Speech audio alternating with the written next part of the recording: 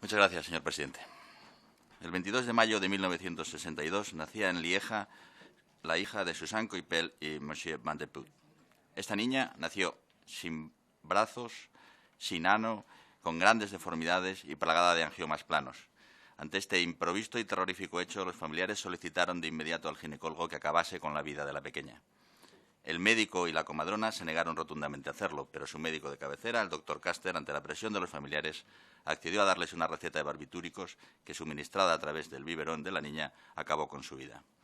En España, pocas fechas después, en un pueblo de Barbastro, nacía otro pequeño con grandes deformidades en brazos.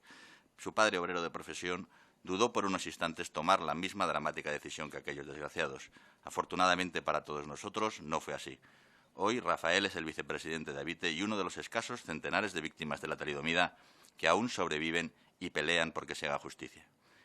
No quiero ni por un momento, señorías, que se les tenga lástima. No, ellos no me lo permitirían. Quiero más bien, señorías, que tomemos ejemplo de su coraje, de su determinación, de su alegría de vivir y de su ejemplo de superación. Hoy, mientras en esta Cámara todos parecemos ensimismados con nuestras propias gracias y perfecciones y somos incapaces de sacar nuestro trabajo hacia adelante, Rafael y todas las víctimas de la talidomida podrían servirnos de ejemplo. Ejemplo de que nada hay imposible cuando uno deja de mirarse en el espejo y se olvida de sus limitaciones, acortamientos y deformidades mentales e ideológicos. Si fuéramos capaces de seguir su ejemplo, tendríamos la posibilidad de dar a nuestro país el gobierno que necesita. Pero este no es el tema. Estamos aquí para intentar cumplir con una obligación de cualquier Estado democrático que se precie, proteger a sus ciudadanos, reconocer sus errores y compensar los daños producidos por un mal funcionamiento de las instituciones. Estos son los hechos en resumen. La talidomida, derivado sintético, se registra en 1955 en Alemania por primera vez y posteriormente se comercializa en múltiples países, a excepción de Estados Unidos. Se llegó a vender en 50 países con 80 nombres comerciales distintos. El fabricante indicaba en algunos de ellos especialmente conveniente para el embarazo. El fabricante informó de que se habían realizado pruebas de toxicidad en diferentes mamíferos en periodo de gestación.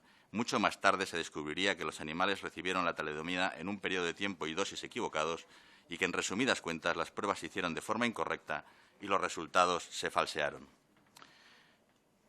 A los meses de su comercialización, en los países donde había sido comercializada, empezaron a producirse nacimientos de bebés con enormes deformidades. Se trataba de la ausencia de miembros superiores o inferiores, graves acortamientos de los mismos, ausencia de dedos en extremidades y otras malformaciones. En el dramático argot de la medicina se le denominó a este caso focomielia, por su parecido de las extremidades con las de las focas. En total, en Alemania nacieron unos 6.000 niños afectados de focomielia, de los que solo sobrevivieron al año unos 4.000. En el Reino Unido se calcula que unos 1.400 niños nacieron afectados de focomielia. En España se calcula que pueden haber llegado hacia los 3.000. En el año 1961 se descubre la relación entre la talidomida y esta grave deformidad por parte de un médico español, un médico alemán y un australiano, y tras su comunicación se suspende inmediatamente la venta del medicamento en Alemania. Sin embargo, en España no será así. El 27 de mayo de 1968 se inicia en Alemania la causa criminal contra la Chemie Grünenthal como principal responsable de esta auténtica catástrofe para la humanidad, que no puede sino calificarse como crimen contra la humanidad. La sesión final del juicio tuvo lugar el 18 de diciembre de 1970.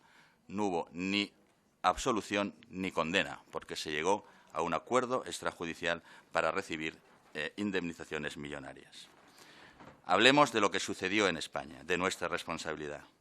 En 1955 comienza la distribución, en 1959 se encuentran 6 medicamentos, el Imidán, el Varidal, el Glutonaftil, el Softenon, Noctosevir y Enterosedir. Según la propia información de la Agencia Española del Medicamento, no es hasta el 21 de enero de 1963 que se anula su autorización, salvo en el caso del Insonid, que continúa distribuyéndose hasta 10 de julio de 1969 y continúa figurando en el Vademecum hasta el año 1973, dándose la orden en 1985 de que se le incluya los medicamentos de especial control. La ausencia de registros farmacéuticos adecuados y la disposición del medicamento sin receta, así como la costumbre española de almacenar fármacos y la deficiente información, prolongaron sin duda en nuestro país la distribución del fármaco. Así pues, la reacción del Estado español no puede sino clasificarse como desastrosa. Su deficiente sistema de alerta, registro y control supuso un agravante claro de los daños producidos por el medicamento. En España no se creó un registro de embriopatías hasta el año 1976, con lo cual es difícil de valorar el alcance del daño. Únicamente, a día de hoy, 8 españoles fueron recompensados por el Gobierno alemán y Grünenthal, tras cumplir estrictos criterios médicos que incluían conservar la receta original de la talidomida, el nombre de la farmacia en la que se compró y el propio recipiente. No es hasta el año 2010, cuando se publica el decreto 1006, en el que se abre un periodo de certificación de víctimas de menos de 2 meses entre agosto y septiembre. Este decreto contempla como víctimas de la talidomida a los nacidos entre el año 60 y 65, a pesar de saber que la venta y distribución se comenzó antes y que continuó hasta 1973, como hemos dicho. Así pues, a día de hoy no llegan en nuestro país a medio centenar los reconocidos como víctimas de la talidomida, lo cual no hace sino producir sonrojo, teniendo en cuenta el número de víctimas que se calcula hubo en nuestro país.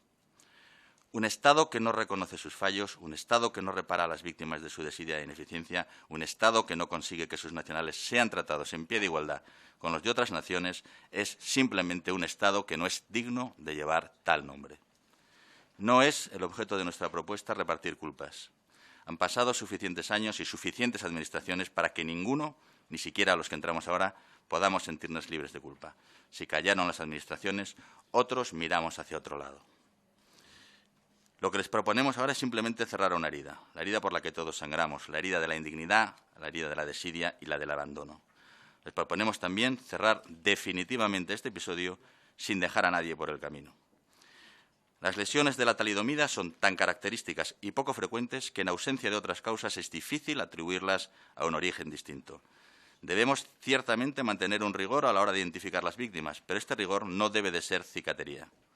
Proponemos, pues, la apertura del registro de forma indefinida a fin de que nadie tenga que renunciar a su derecho por el simple hecho de no haber rellenado un formulario. Proponemos también compensar a las víctimas de los daños producidos y ayudarles con generosidad a recibir las prestaciones ortoprotésicas y médicas que precisen.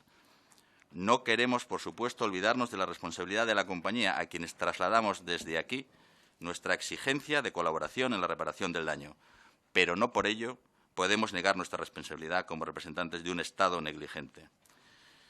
Señorías, dice el Eclesiastés que hay un tiempo para nacer y otro para morir, un tiempo para plantar y un tiempo para cosechar, un tiempo para matar y otro para sanar. Hagamos de este tiempo un tiempo para sanar, un tiempo para reconocer, un tiempo para construir. Si todo esto no les resultara suficiente, les recomiendo, por favor, que escuchen las voces que hoy nos recriminan nuestra incapacidad. Les recomiendo que piensen en las pocas semanas que nos quedan, al menos, tenemos la oportunidad de hacer algo decente, algo que transmita a nuestra sociedad que no solo trabajamos para ganar votantes y permanecer en nuestros escaños, algo que transmita que la política es capaz también de cuidar de los débiles aunque no sean numerosos, que la política es capaz también de cuidar de los pequeños aunque no sean poderosos. Les propongo simplemente que hagamos algo egoísta, seamos decentes. Bien, iniciamos entonces.